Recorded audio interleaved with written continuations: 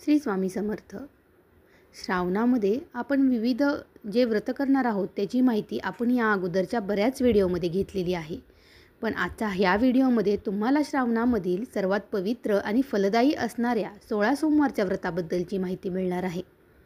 हे 16 सोमवारचे व्रत कोणत्या नियमांनी करायचे, कोणत्या मंत्राचा जप करायचा, त्याची पूजा, विधी आणि त्याचं उद्यापन करताना काय नियमांचं पालन करायचं, ह्या सर्व गोष्टींची माहिती तुम्हाला मी आजच्या या व्हिडिओमध्ये सांगणार आहे.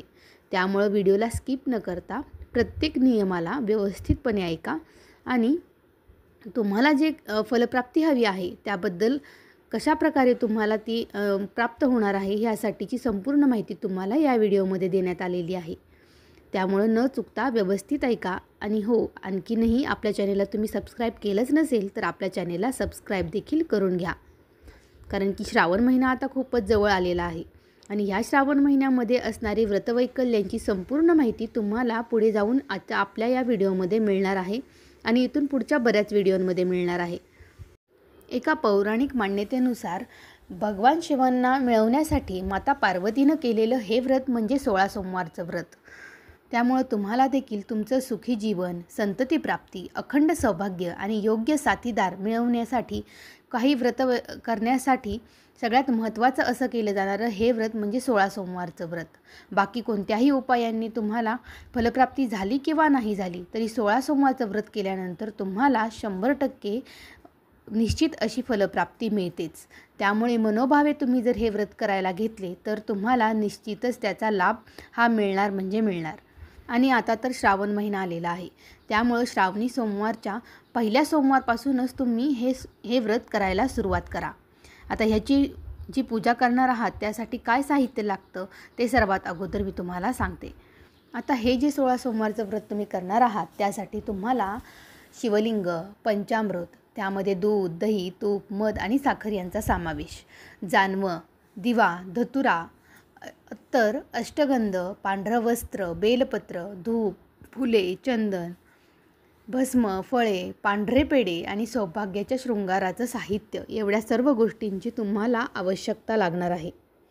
आता हे जे तुम्ही व्रत करणार आहात त्याची पद्धत काय आहे किंवा तुम्ही कशा प्रकारे ते व्रत करायचं आहे ते पुढं पाहूया. सोमवारच्या व्रताच्या दिवशी तुम्हाला ब्रह्ममुहूर्तावरती पाण्यात गंगाजल घालून स्नान करायचं आहे. स्वच्छ धुतलेले कपडे तुम्हाला परिधान करून 16 वेळा महादेवासमोर व्रताचा संकल्प करायचा आहे. हा संकल्प करत असताना तुम्हाला भगवान शिवांच्या खालील मंत्राचा जप करायचा आहे. ओम शिवशंकर मिशानम द्वादशार्धाम त्रिलोचनम उमासाहितं देवशिवम आवाह्य मह्यम. प्रदोष काळामध्ये महिलांनी संध्याकाळी 16 अलंकार करून शिवाला अभिषेक घालायचा असतो.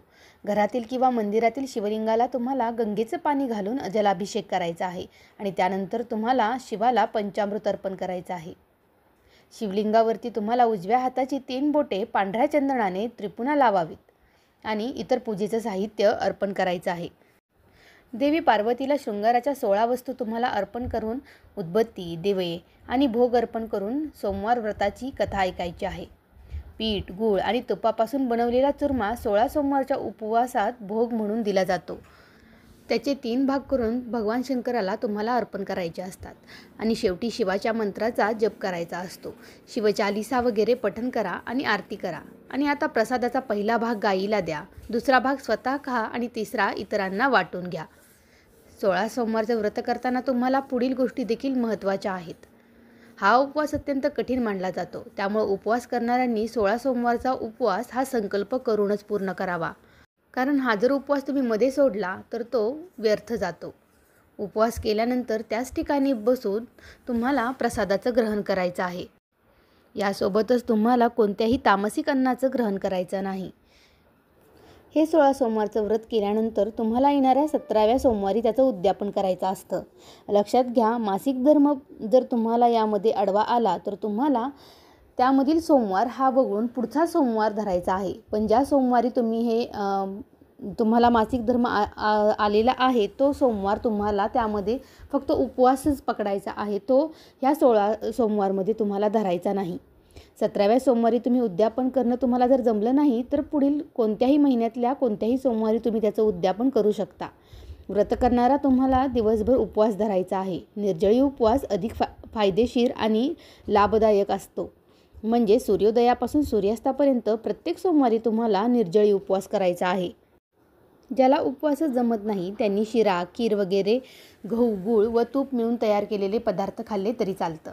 व्रत करणारा संध्याकाळी आंघोळ करून शंकराच्या मूर्तीची आणि चित्राची बेलाच्या पानांसह पंचमोपचार पूजा करतो आणि 16 सोमवार कथा आणि 16 सोमवार महात्म्य ही पोथी वाचायची. त्यानंतर शिवस्तुती म्हणून आरती करा. कापूर जाळून कापूर आरती करा. त्यानंतर कणकेच्या चुरम्याचा प्रसाद वाटा आणि हाच गोष्टी लागोपाठ 16 सोमवार करा.